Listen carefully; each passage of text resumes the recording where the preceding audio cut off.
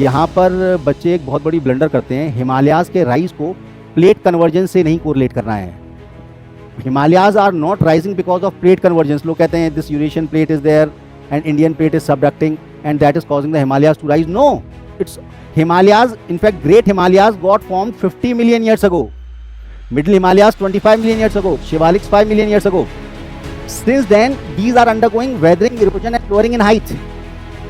They are not rising because of plate tectonics. They are rising because of isostatic rebound.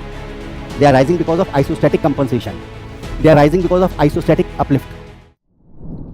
Hello, friends. So we'll continue with the discussion of 2025 year geography optional question paper. And one important announcement that I want to make, that from 15th September, we are beginning a new batch, live online classes for GS Geography, separate batches there, and for Geography Optional, separate batches there. So you can enroll in that course. The list of topics that will be covered in GS Geography is given on my website. You can visit there, GS Geography, and see the list of topics. And we will not only cover those topics, we will also cover all the previous year's questions asked from every topic. With the discussion of topic that will be followed by the previous year's questions asked from that topic. And geography optional also, you will have the discussion of the topic, then followed by discussion of previous year's questions, and we'll have a segmented test series. Once a significant portion is covered, we'll conduct a test series.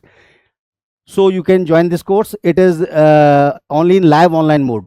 So the next question is, what is UN decade on ecosystem restoration?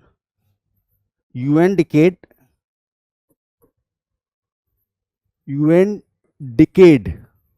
on ecosystem restoration. What is UN decade on ecosystem restoration? Second part is, how does it balance ecological goals with socio-economic needs like food security and development? So what is UN decade on ecosystem restoration? This UN decade on ecosystem restoration is a rallying call for the protection and revival of ecosystem all around the world. It aims to halt degradation of ecosystem and restore them, because it is only with healthy ecosystem can we achieve people's livelihood, counteract climate change, and stop the collapse of biodiversity. Healthy ecosystem के साथ ही हम लोग survive कर सकते हैं. The decade on ecosystem restoration runs from 2021 to 2030. This decade runs. This is also the deadline for sustainable development goals. इसकी भी deadline same है. And this is also the timeline that scientists have identified as the last chance to prevent catastrophic global climate change. So this decade assumes huge significance, and these three are interrelated. UN decade on ecosystem restoration. Second, this is also the timeline for achieving sustainable development goals 2030, and this is also the timeline scientists have identified as the last chance to prevent catastrophic climate change. So it assumes huge significance. The restoration of ecosystem is fundamental to achieving sustainable development goals, mainly those related with climate change, poverty eradication, food security, and biodiversity conservation. तो restoration of ecosystem is fundamental. अगर sustainable development goals achieve करने हैं तो you have to abide by restoration of ecosystem, without which the sustainable development goals, those related with climate change, poverty eradication, food security, and biodiversity conservation, those sustainable development goals cannot be achieved without restoring ecosystem. Now, the UN decade on ecosystem restoration is building a strong, broad-based global movement to ramp up restoration and put the world on track of sustainable future.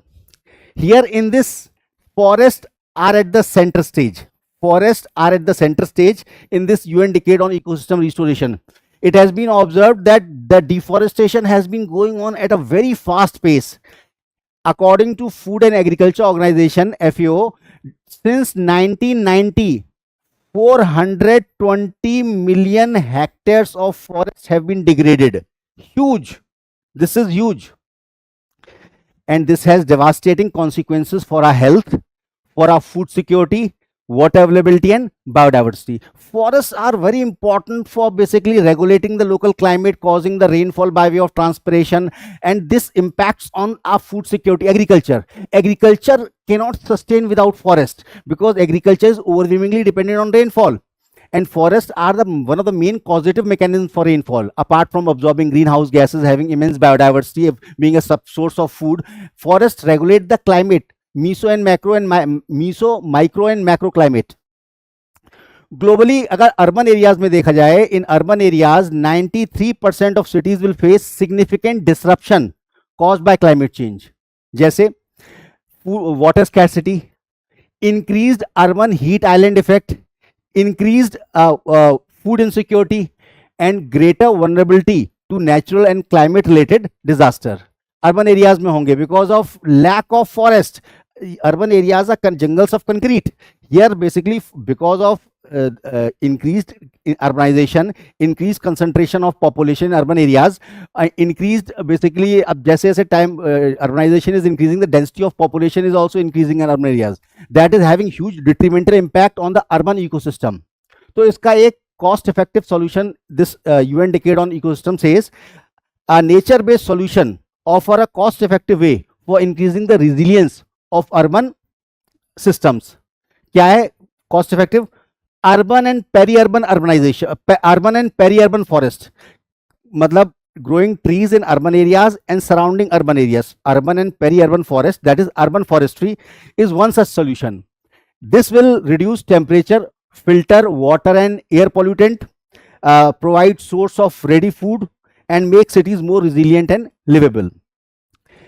Now, UN Decade on Ecosystem Restoration says that apart from ensuring our survival, the pace at which the greenhouse gases are being emitted, there needs to be created adequate natural sink, and for them the healthy ecosystems such as forests, mangroves, peatland act as carbon sink, absorbing as much as 1/3 of the total greenhouse carbon dioxide emitted.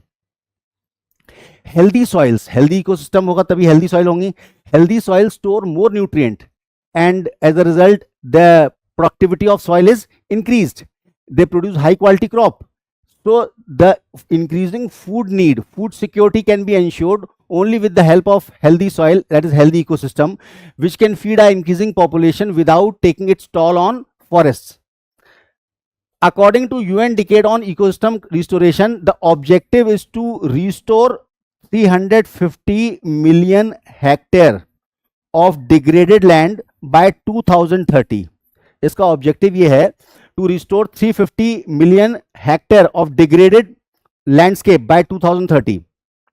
This will give immense boost to rural economy. It is estimated that if we are able to reclaim or restore 350 million hectare of degraded land, then it will give a boost of US $9 trillion to rural economy. As a result, it will contribute to alleviate poverty and hunger. और फिर ये कहते हैं कि world wide 35% of global blue carbon ecosystem. Blue carbon ecosystem क्या होता है?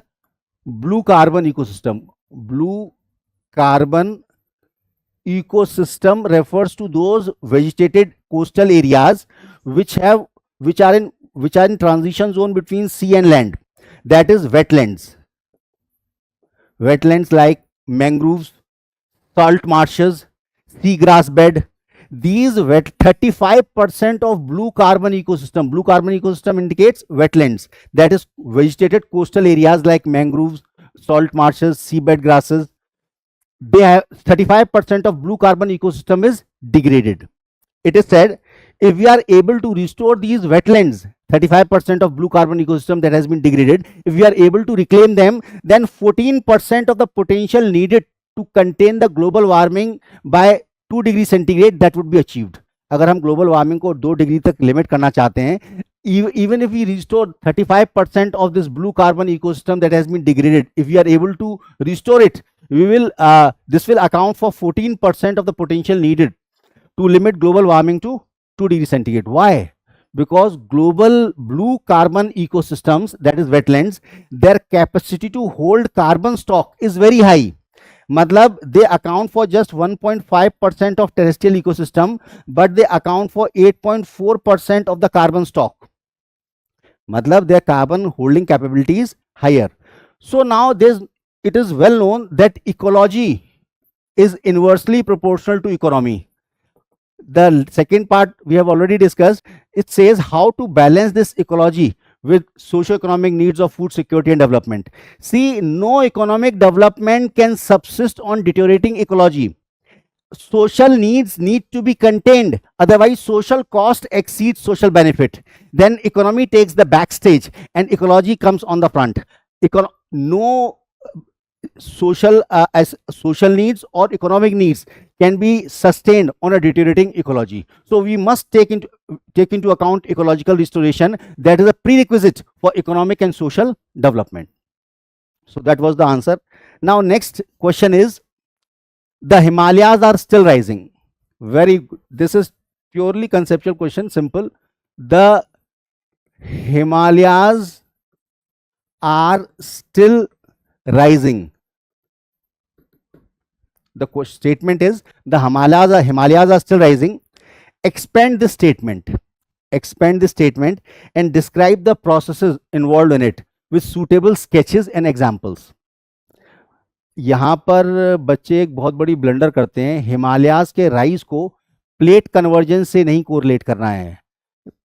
Himalayas are not rising because of plate convergence. लोग कहते हैं this Eurasian plate is there and Indian plate is subducting and that is causing the Himalayas to rise. No, it's Himalayas. In fact, Great Himalayas got formed 50 million years ago.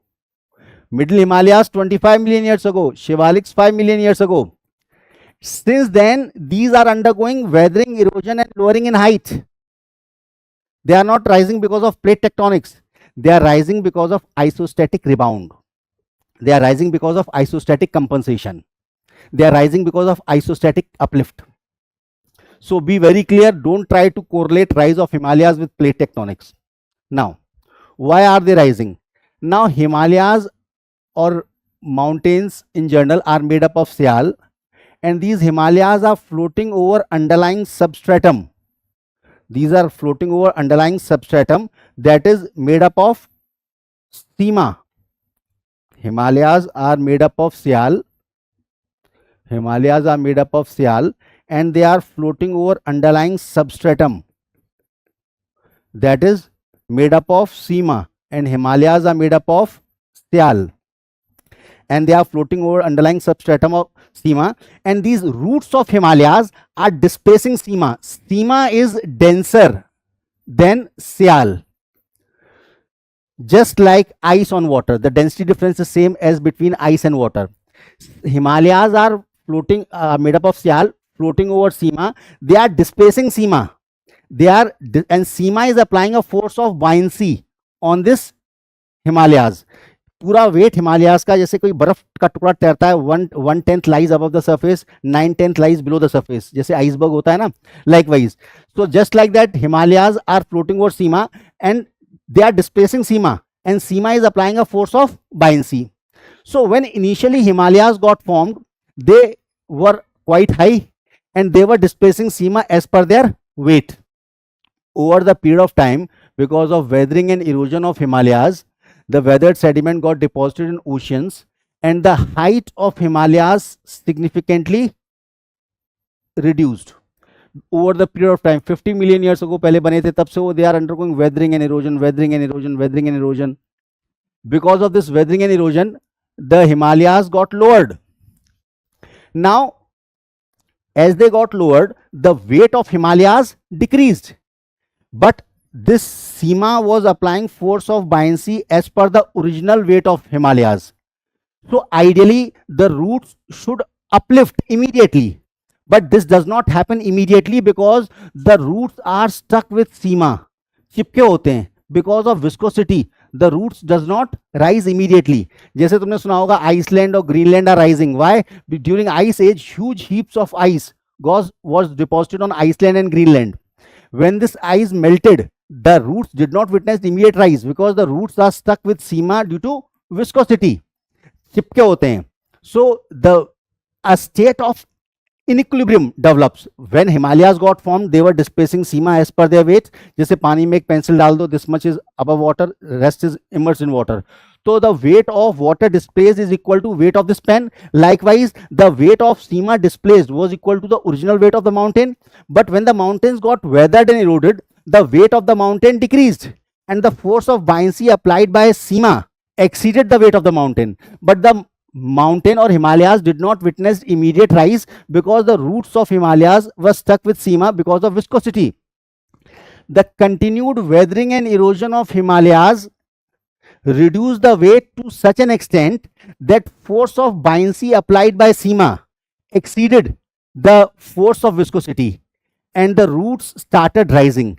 When the roots started rising, this again led to equilibrium condition. क्योंकि initially the weight of mountain was equal to weight of Sima displaced, but when the mountain got weathered and eroded, the weight of mountain decreased and weight of buoyancy applied by Sima exceeded, so state of inequilibrium got created. This state of inequilibrium continued so long as force of buoyancy could not exceed the force of viscosity. But when the mountains got eroded to such an extent that the force of buoyancy exceeded the force of viscosity, then the roots started rising. Now when the roots started rising, अब ये ध्यान रखना है कि originally मान लो they were this much high and this much height decreased by hypothetically 10 meters, then this rise will be only of 1 meter.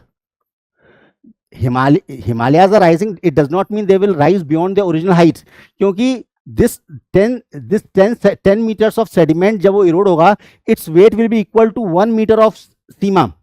Sima is denser, so when significant amount of mountain will get weathered and eroded, there will be slight uplift in its height. क्योंकि the weight of 10 centimeter or 10 meter of Sima Sial will be equal to 1 meter of Sima. Sima is denser. So after huge weathering and erosion, a slight uplift, because the roots will rise, there will be slight uplift of Himalayas. So don't be under the impression that Himalayas are rising beyond the original height. Rather, you should be very clear that Himalayas got weathered and eroded significantly. Then only slight upliftment takes place. This is known as isostatic. This rise of root is known as isostatic compensation.